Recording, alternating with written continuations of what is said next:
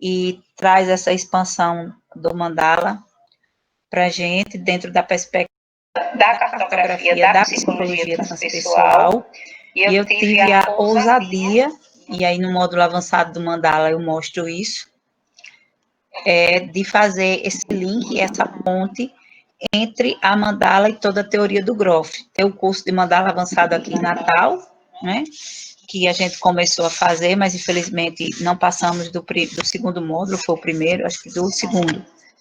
E lá em Goiás, que se Deus quiser, eu estou vendo aqui, vocês perguntaram hoje, qual seria a data? Eu vou fechar com o pessoal da Serra da Portaria, provavelmente vai ser aquela data de 5 a 7, se eu não me engano, é a 9. Sei que vão ser 2 módulos juntos, a gente vai fazer a quinta, a sexta, a quinta tarde e noite, se eu não me engano, a sexta, ou é a quinta noite que começa, e vai até o domingo. Eu sei que vai ser a mesma quantidade de horas aulas, que seriam 2 módulos, mas a gente vai fazer juntos esses 2 módulos. Espero que a gente faça aí no mês de agosto essa aula. Essas 2 aulas, que uma é sobre mandala e sonho, que vocês já viram algumas coisas sobre sonho, e a outra que é mandala e autoimagem, que vocês também já viram a aula de autoimagem. Então, hoje a gente dá essa revisão sobre o teste projetivo do mandala, como um caminho de autoconhecimento, porque à medida que você vai mergulhando, você vai se dando conta dos seus conteúdos, e é um processo autoterapêutico. Então, tem se tornado uma prática essencial para ver onde que o cliente está naquele momento, que nível de consciência ele está. Através do desenho da mandala, a gente pode ver realmente uma fotografia do inconsciente daquele momento, daquele cliente, no momento que ele faz o desenho. Então, é um instrumento muito rico quando a gente consegue trabalhar com ele. É um instrumento, ele não é exclusivo da psicoterapia transpessoal, terapeutas de outras abordagens podem fazer uso, mas até então quem tem feito uso mais é o pessoal da transpessoal, até porque se você não entende a teoria da psicologia transpessoal, vai ficar muito pobre o uso, né? A perspectiva de interpretação que você pode ter quando você tem conhecimento sobre a teoria da transpessoal, principalmente sobre as matrizes perinatais e a psicopatologia na visão da transpessoal. Então, jamais ele o uso da mandala vai substituir de forma alguma a psicoterapia, certo? Mas é um instrumento, um recurso coadjuvante, é um instrumento de orientação. A gente vai perceber a evolução do processo terapêutico. Então, se a pessoa vai fazer várias mandalas, com uma sequência das mandalas, a gente vai poder ver a evolução daquela pessoa, daquele processo, certo? Então, a gente tem que entender que a gente tem que estar muito aberto para essa leitura. Às vezes eu fico muito angustiada com o cliente que faz assim, sim, mas essa reta significa o quê? Mas esse ponto ali significa o quê? Isso na mandala é o quê? Às vezes ligam para mim, olha, Débora, o cliente fez uma mandala com essa e essa pintura do lado direito, do lado esquerdo, o que é que você acha? Não existe uma interpretação exata. Cada mandala é uma interpretação nova. Então, é uma interpretação constante para você poder conseguir dominar essa prática. Às vezes as pessoas ficam angustiadas e na primeira aula eu digo logo, vocês não vão sair daqui, dessa primeira aula, aprendendo a interpretar a mandala. Isso é um estudo de muito tempo e de muito aprofundamento. Quanto mais vocês vão estudar a teoria do Groff, vocês podem ter certeza que vocês vão aprender a ler mandala. E, claro, a teoria da Kellogg, que ela que criou, né, esse trabalho. A gente vai trabalhar com a intuição o tempo todo, mas só a intuição fica uma leitura vaga, fica uma leitura pobre. Então, a gente vai usar da intuição, mas a gente também vai usar da razão, né? A intuição, ela tem várias funções. Ela tem, por exemplo, a função de abstrair, né, a concepção do ser, desprovido das características individuais. Então, abstrair-se do que é particular, o universal, do que é temporal, o intemporal, e do que é contingente, o necessário. Eu acho muito interessante essa frase e reforço ela, porque o tempo todo, quando você está fazendo a leitura da mandala, é figura e fundo, e ao mesmo tempo os contrários. São coisas muito contraditórias, e você está lendo também o todo e a parte. Você está percebendo o todo e a parte a todo instante. Então, também tem a função, uma das funções da intuição é compreender, descobrir o sentido daquilo que existe, o do que ele fará aparecer, certo? Então, a gente vai ver que as grandes hipóteses, elas eram frutos de intuições, primeiramente. Também a intuição tem um sentido de enriquecer, trazendo várias experiências que podem ser aprendidas. E essa intuição, ela tem algumas direções. Ela tem a intuição científica, que vai ser essa apreensão direta dos conceitos e das relações entre os seres. E nós vamos ter também essa intuição artística, que a gente vai utilizar muito nessa interpretação, que é uma forma de contemplação. Contemplar é a maneira especial da inteligência apreender a beleza. Então, quem contempla não entende friamente, pois contemplar é compreender um sentido. E essa intuição, ela pode ser também introspectiva, né, voltada para uma descoberta de uma experiência subjetiva, e ela também pode ser extrospectiva, voltada para o mundo que existe fora dessa consciência. Então, é uma palavra que vem do sânscrito, que significa o círculo sagrado ou círculo mágico, onde a gente observar no mundo, no universo, na natureza, a gente vai encontrar essa forma mandálica. Desde as nossas células, dos níveis mais submicroscópicos até o macrocosmo, a gente vai encontrar essa forma mandálica. Não existe nenhuma forma na natureza que seja quadrada. Você pode achar forma retangular, triangular, mas uma forma quadrada você não vai achar na natureza. Se você achar, você me apresenta. Então, em todas as culturas, seja nos índios, seja no cristianismo, no budismo, você vai encontrar essa forma mandálica como um mediador entre uma realidade interna e externa, como se fosse você passando de um portal para o outro, de uma consciência para outra, de uma expansão da consciência. Principalmente no cristianismo, você vai encontrar as mandalas como contemplação, principalmente nas catedrais, nos vitrais. Eu entrei numa igreja lá nos Estados Unidos, na Califórnia, que era a igreja chamada de Grace Church, se eu não me engano. Então, no piso, né, da igreja existia uma mandala, era muito interessante, porque ela era no formato de um labirinto, e você entrava e ia até o centro, e depois você voltava, e eu e o Álvaro fizemos isso. E aí, quando a gente ele chegou, ele também sentiu, e eu senti. Quando a gente fez todo aquele movimento, a gente entrou no estado ampliado de consciência. E aquele andar, né, quando a gente imaginava que a gente estava bem pertinho, a gente estava bem longe. E quando a gente imaginava que estava bem longe de chegar no centro, a gente chegava no centro.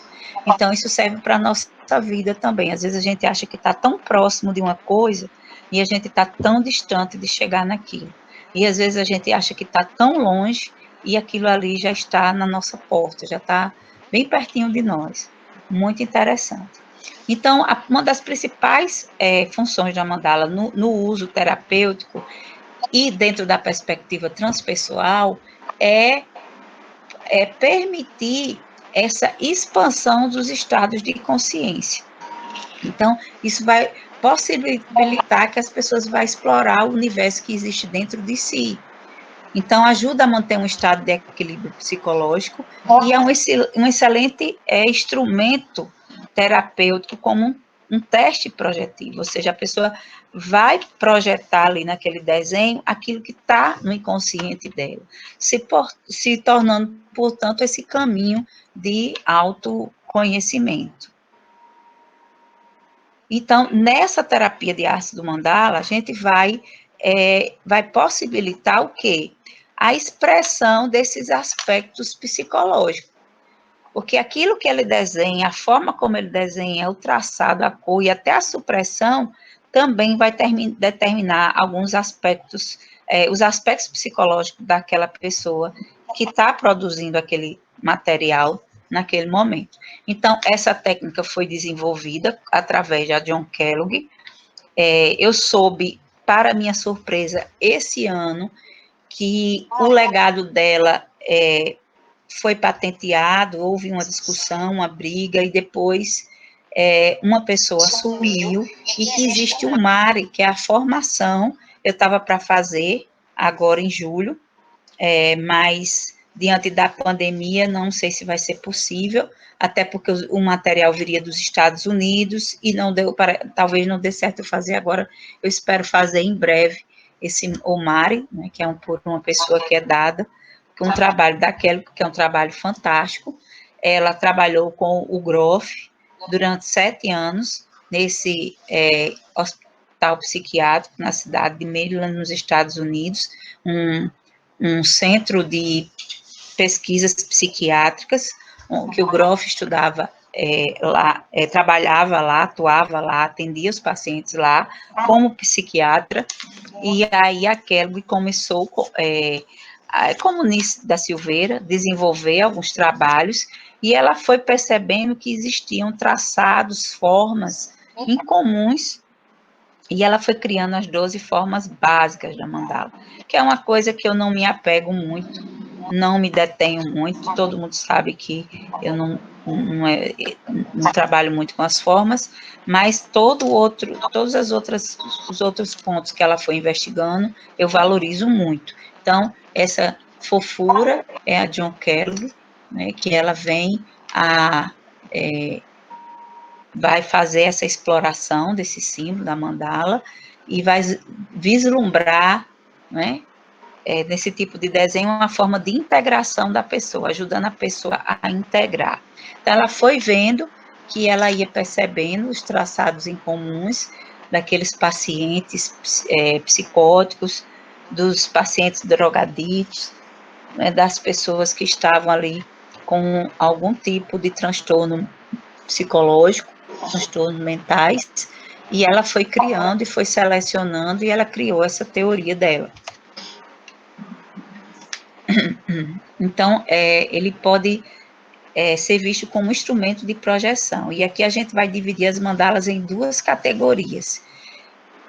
As mandalas mais simétricas, que parecem apenas representar o momento presente, e as mais complexas, que elas vão ter cores, formas bem diferenciadas, e em cada quarto, né, que a gente vai ver o que é isso, frequentemente elas refletem um material consciente e inconsciente que ele vai se desenvolvendo com o tempo. Então, a gente vai vendo que ao longo de várias mandalas, de uma série de mandalas, aquelas cores elas vão mudando de lugar, e aqueles desenhos, ela vem da parte mais inferior, mais inconsciente, até a forma mais superior. Quando aparecer aqui a foto da mandala, aí eu vou explicar melhor isso aqui, que só lendo vai ficar um pouco difícil de vocês entenderem. Então, a mandala age como um catalisador sobre o próprio organismo, proporcionando o despertar de emoções e pensamentos. A informação coligida vem por influência. À medida que o indivíduo se abre para os dados que entram via esse meio de comunicação, ele vem a conhecer pensamentos e sentimentos que se encontram no pré-consciente e ainda não foram percebidos pelo paciente, até o momento que ele expressa através da mandala. Então, a instrução, ela deve ser dada de uma forma clara, mas ao mesmo tempo paradoxal, para que a pessoa não fique de uma forma rígida, para que ela possa transcender esse nível do conceito. Então, aqui a gente tem, por exemplo, como a John Kelly, ela indica a instrução para ser dada. Ela indica o tamanho 40 por 40. Eu prefiro o tamanho 45 por 45. Ela pede o peso 60, ele é maravilhoso, mas o peso 40, ele também pode ser usado tranquilamente. Menos do que isso, é arriscado o papel rasgar. Então, a coleção de giz pastel sempre a óleo, é uma diferença absurda quando uma pessoa faz uma mandala com giz seco e quando ela faz a óleo. Por quê? Porque o giz a óleo, ele expressa melhor aquele sentimento do desenho, enquanto o giz seco, ele trava a expressão no desenho, certo? É horrível, quando você vai fazer a leitura, parece que a coisa fica travada, truncada. Então, eu indico muito o giz pastel da Pentel a óleo. Então, o círculo no meio sempre deve ser feito de lápis grafite, né? Para que não influencie na questão das cores, já a cor do círculo. Então, a gente deve sempre usar o giz pastel, né? Se tocar, pegar nele, pegar no papel, para poder ir se familiarizando. Então, ela traz aqui essa instrução.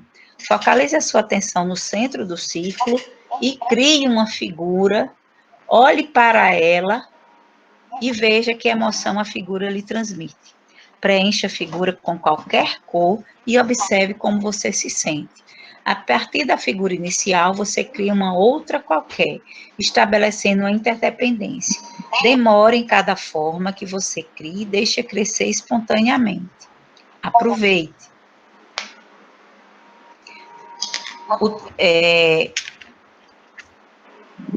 O trabalho vai se desenvolvendo do centro para a periferia. Quando chegar no limite do círculo, você pode parar ou prosseguir. A linha exterior, feita a lápis, não deve ser considerada como uma cerca, antes como um guia. Se você sentir que quer sair dela, faça isso. O círculo é seu. Continue expandindo o seu desenho até sentir que ele está completo.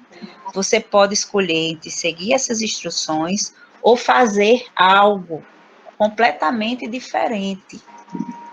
Isto é dito para a pessoa não ficar presa às instruções. Quando tiver completado, por favor, date, assine, enumere e indique com uma seta a posição da mandala.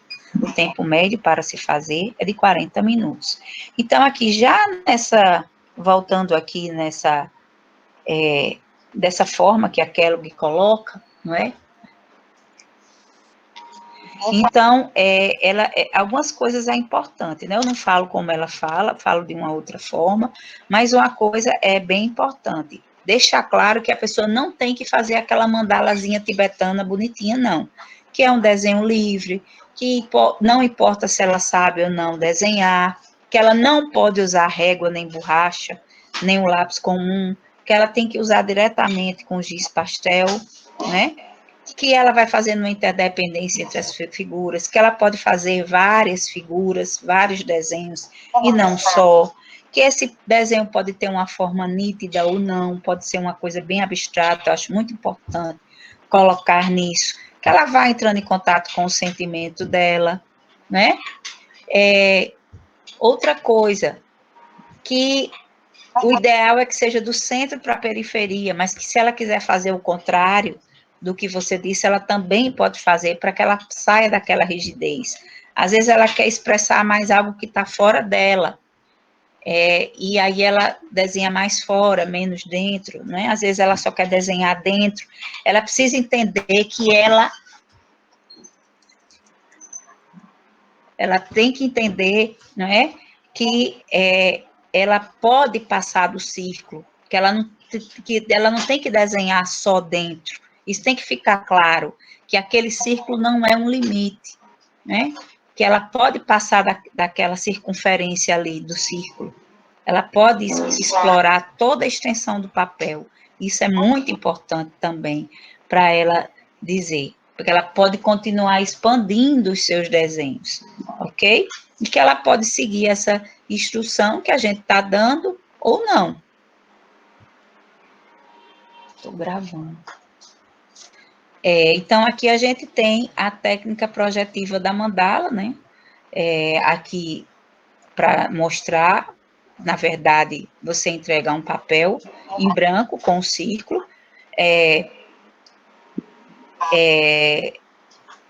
O que ela falou naquele momento que eu disse que ia falar para vocês depois, é que ela quer dizer que a tendência é sempre ter esse movimento aqui. Se você viu uma série de mandalas, o que está no centro, a tendência é vir para baixo, depois pela essa lateral, até que para cima. Então, aqui a gente tem algumas coisas, né? O que ele desenha mais no centro está relacionado aos aspectos individuais da pessoa, da autoimagem. E o que ele desenha aqui fora está mais relacionado aos aspectos sociais. Então, aqui está mais no nível inconsciente, aqui no pré-consciente e aqui no nível da consciência. Então, à medida que isso vai subindo, aqueles conteúdos que estão mais interiorizados, ele vai subindo a consciência. Então, quando a pessoa vê essas duas formas bem, vamos dizer assim, alinhadas e bem contraditórias, né? O círculo não tem começo, nem meio, nem fim. Então, enquanto ele é uma forma infinita, ele está aqui limitado, é o centro e a autoimagem. Enquanto a parte exterior tem um limite, ele chega aqui, para, chega aqui, para, chega aqui, para, chega aqui, para. Ele é ao mesmo tempo a totalidade, o todo. Ele é ao mesmo tempo a totalidade, é o que está fora, né? As relações sociais. Então, quando a nossa mente vê essas duas formas bem nítidas, bem, vamos dizer assim, alinhadas, e altamente contraditórias, há uma expansão na nossa consciência. A gente está trabalhando as duas lateralidades, a gente, o hemisfério direito e esquerdo, a gente vai estar trabalhando razão e emoção, a gente vai estar trabalhando o todo e a parte, a gente vai estar trabalhando o finito e o infinito, então a gente está nas formas paradoxais o tempo todo, ok? Então, é super importante que o papel não seja retangular. É super importante que ele seja quadrado, porque são formas simétricas, elas não são assimétricas, elas são simétricas, mas de uma dubiedade, certo? Então, ao olhar para esse círculo dentro do quadrado, essas informações, elas acabam ajudando a expandir a consciência. Então, a forma circular, se voltar aqui, gente, só um minuto. Vou voltar aqui.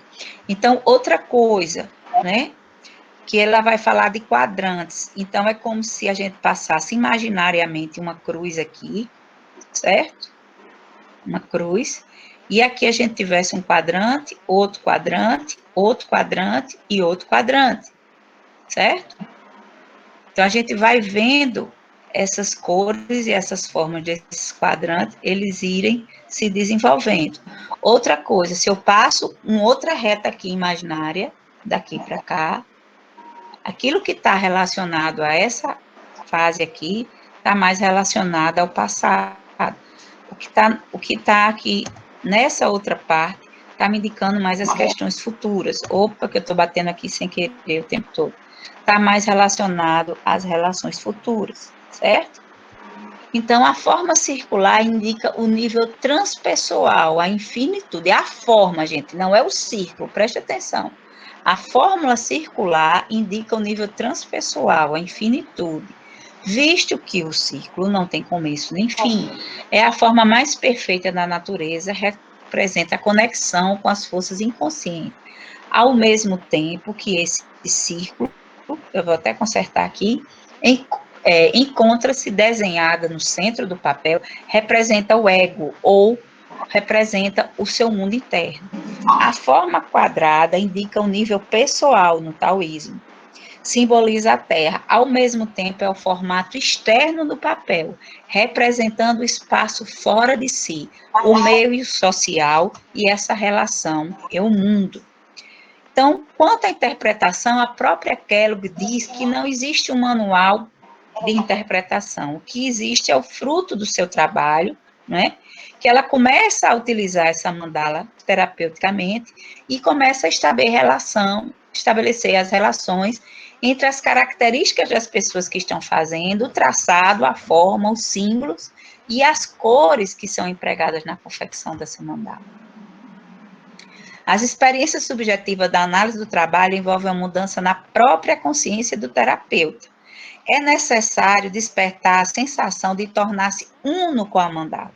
Para trabalhar com mandalas e aprender com elas, duas qualidades são necessárias para o terapeuta: senso estético e uma capacidade de estar à vontade com a ambiguidade, pois muitas vezes, numa mesma mandala, encontramos informações totalmente contraditórias e é necessário estar aberto para entender a sua linguagem. Então, o que ela está dizendo aqui é super rico, né? A gente tem que expandir mais a nossa consciência, é uma expansão de consciência. Você não tem como olhar para a mandala e tentar interpretá-la de forma extremamente racional, técnica. Essa mandala aí, não. Vamos deixar claro que existem vários tipos de trabalhos com mandala.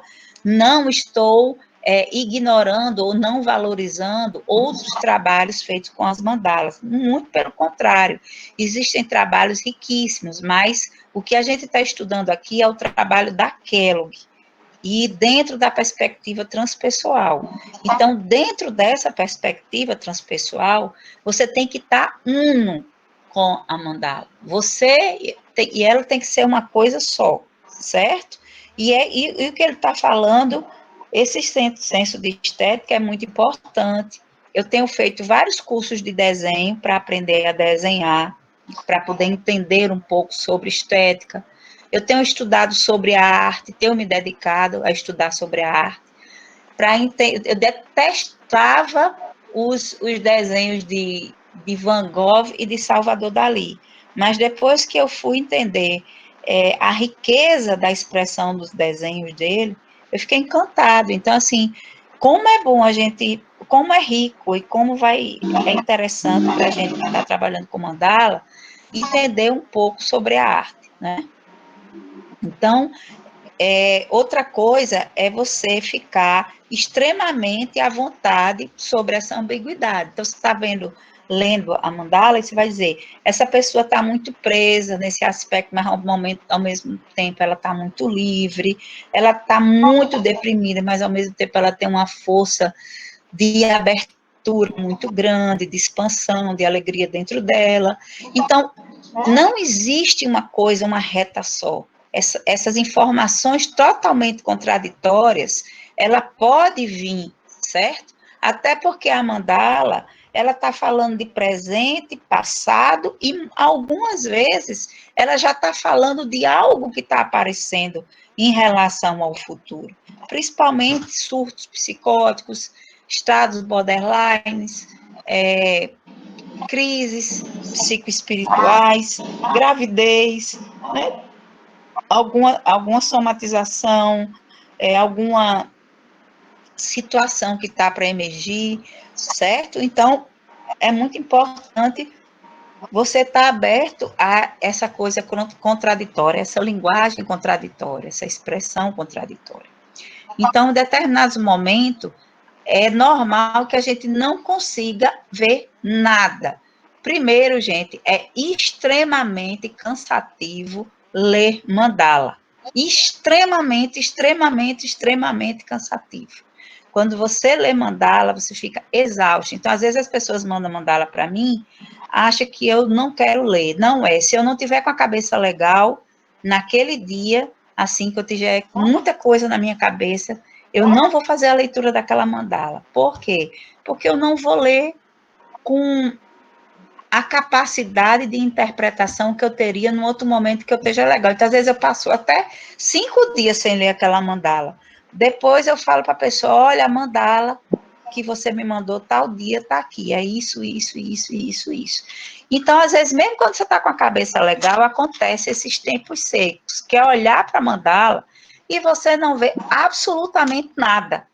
Nada, nada, nada, nada, nada. Você não consegue interpretar nada. Então, se você se angustiar e levar para racionalização, para cobrança e tentar, é pior. Tentar interpretar é pior. Então, ela diz que nesse momento você tem que ficar mais relaxada e abrir essas portas da percepção e da intuição até que todo o significado e a interpretação vá tomando conta de você. Então, eu pensei que eu tinha batido o meu recorde de interpretação de mandala lá em Maceió, quando eu li 135. Mas, Nayara, você poderia dizer para mim quantas mandalas eu li só sua lá em Goiás? Você está aí, Nayara? Acho que ela saiu. Então, eu realmente não tenho noção de quantas mandalas foram lidas naquele dia.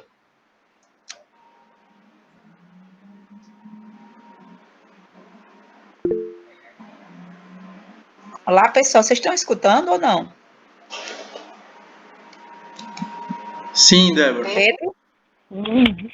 Sim, Débora, estamos ouvindo sim. Por isso que eu parei aqui.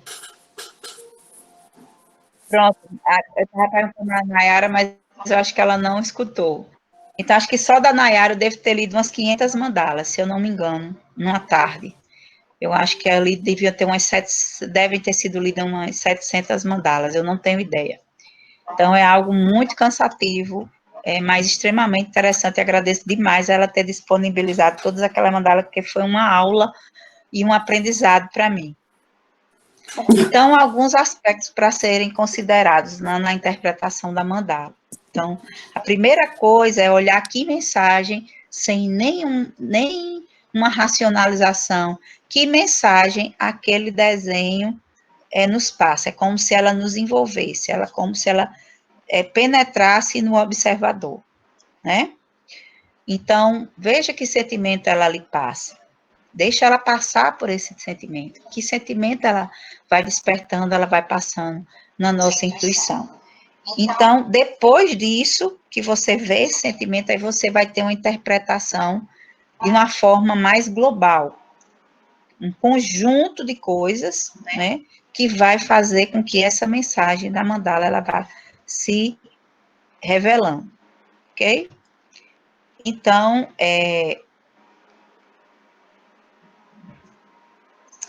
o sentimento, como a gente falou, né, primeiramente, ver que sentimento ele vai transmitir, depois que esse sentimento, ele vai abrir as portas da sua intuição, você vai deixar a intuição vir, e depois você vai balancear essa intuição com o processo da razão. Então, é razão e intuição ao mesmo tempo. Você vê o que você sente, deixa a intuição emanar, e aí você vai levar para a razão, voltar de novo para a intuição, e assim começa essa interpretação. Despertar a intuição quando se observa a mandala. Você percebe uma certa mensagem e volta outra vez para a razão para explicar a mandala. À medida que vai entrando em contato com a intuição, imediatamente você sabe qual é a mensagem que a mandala vai passando. Uma das coisas é ver se ela é harmônica ou não. Quanto mais ela tem uma harmonia, mais equilíbrio psicológico a gente vai vendo que naquele momento a pessoa está apresentando, porque a pessoa não é assim, ela está assim. Depois, às vezes a pessoa faz uma mandala totalmente desarmônica, totalmente desestruturada, com muita agressão, às vezes com muito medo, ou com a questão no nível perinatal muito forte, aí ela vai para o colchão, faz o trabalho, fecha aquela situação, faz outra mandala, e a mandala é completamente diferente, certo? Aqui.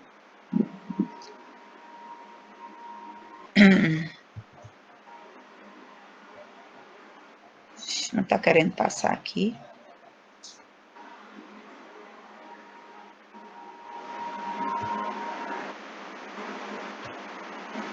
O que está está acontecendo aqui, gente? Acho que travou o meu computador.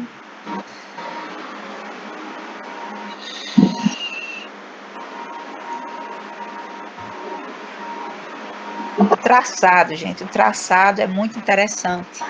Então, aí são as linhas que se interpõem no círculo, que elas podem ser curvas, podem representar, expressar potenciais ilimitados da energia que flui livremente, podem ser linhas retas, que mostram muita racionalização, ou só linhas curvas, mostrando às vezes que a pessoa está difusa, e podem ter as linhas curvas e linhas retas que vão indicar que ambos os hemisférios eles estão trabalhando. Aspereza no traçado, se esse traçado ele é áspero ou não, mostrando desleixo, autossabotagem, agressão, punição, né? Se tem aspereza ou não, se ele é sujo ou não. Então, uma pressão muito forte pode identificar autoafirmação, mas pode também indicar depressão. Ele muito leve pode tanto indicar desinteresse, falta de energia, avacalhação, autorrejeição, como também descontração, calma, que a pessoa está no nível transpessoal. Se essa pressão for muito firme, pode indicar constância, firmeza, equilíbrio. O pastel borrado ou sujo pode indicar autossabotagem, confusão, né, que a pessoa está se pressionando para baixo.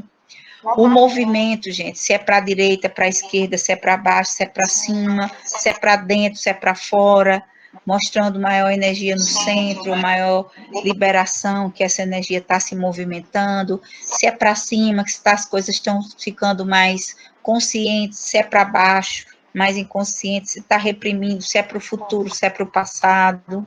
Então, a gente tem que ver se é para a direita, né, para a esquerda, se é no sentido vertical, horizontal. Os espaços vazios também é muito importante. Então, os espaços vazios, às vezes, ele pode indicar uma baixa autoestima, ou que a pessoa está reprimida, né?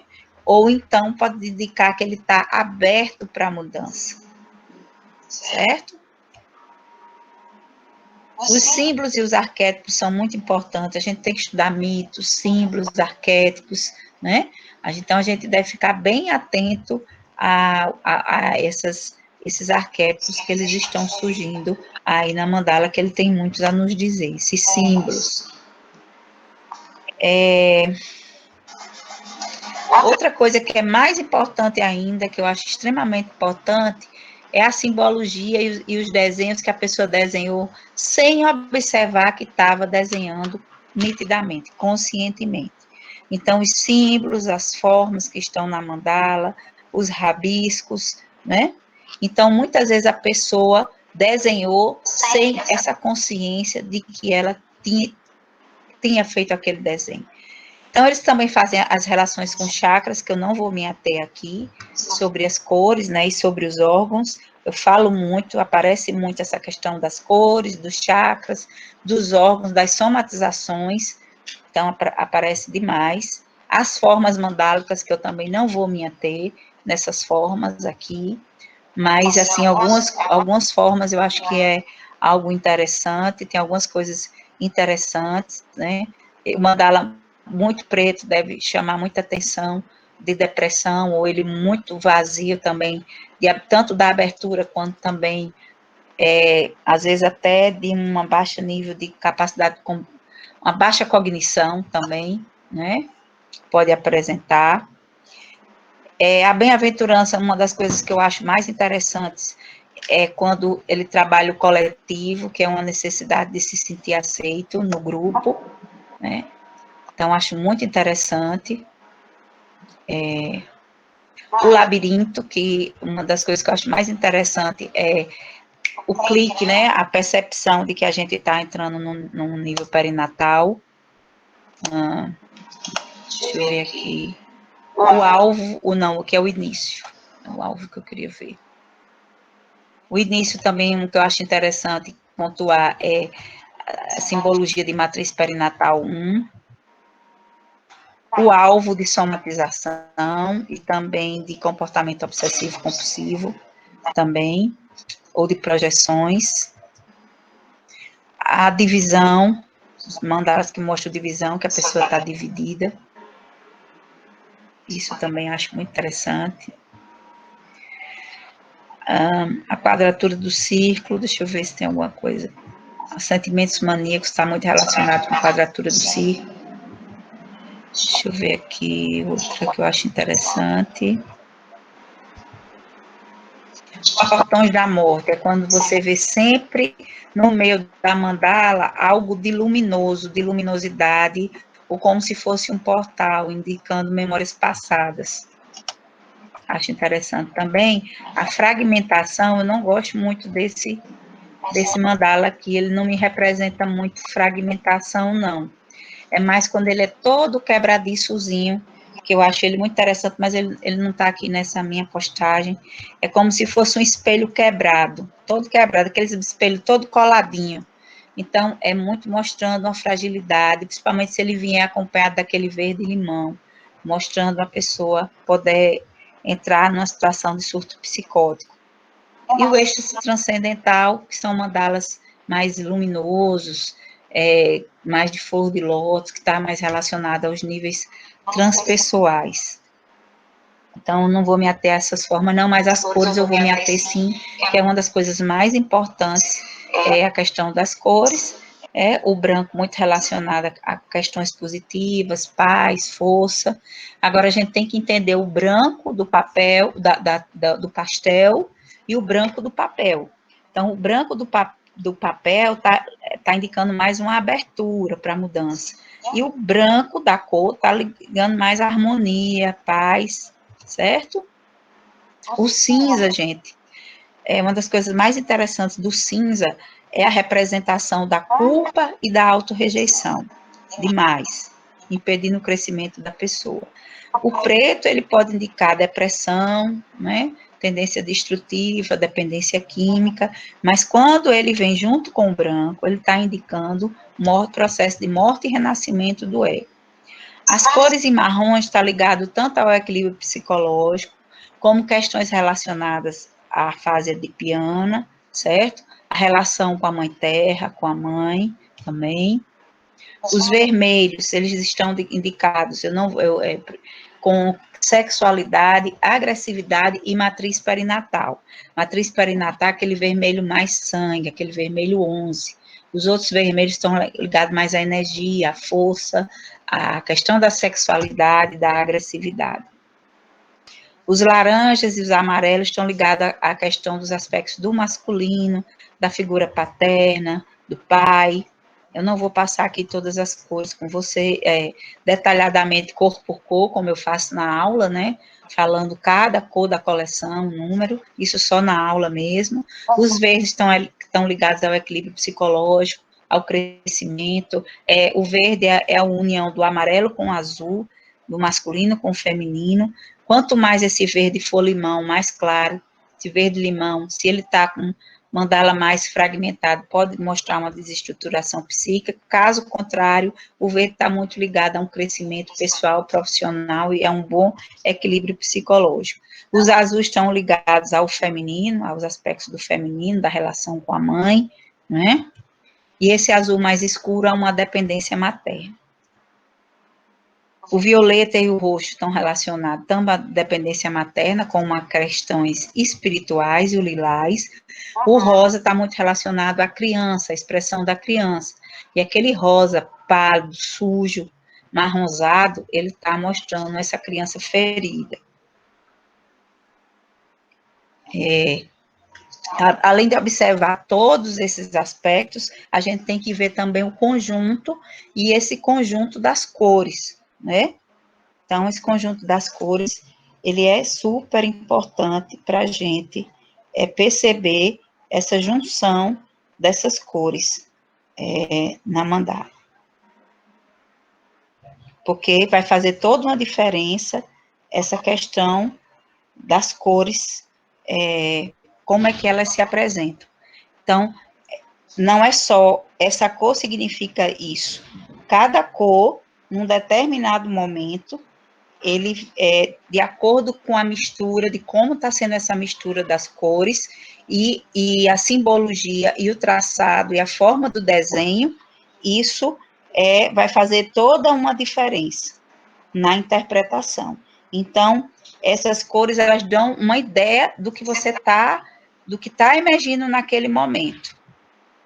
Mas essa mistura das cores, ela vai fazer todo um diferencial.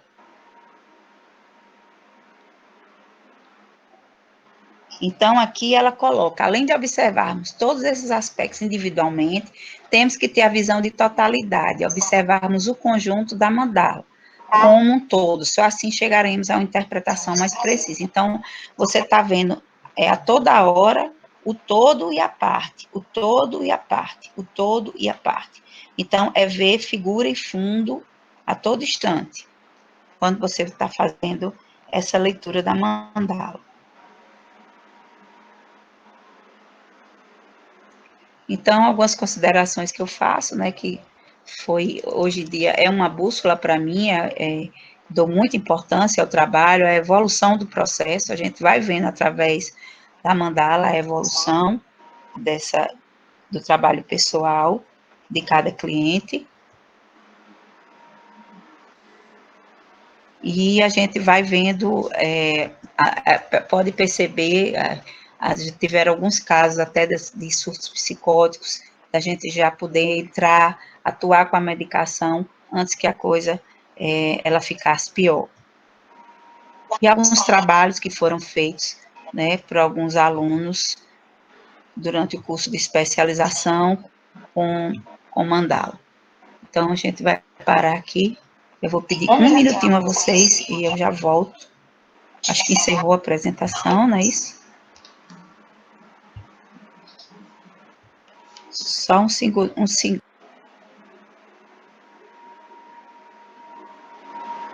Só um segundo e a gente vai começar as perguntas aqui.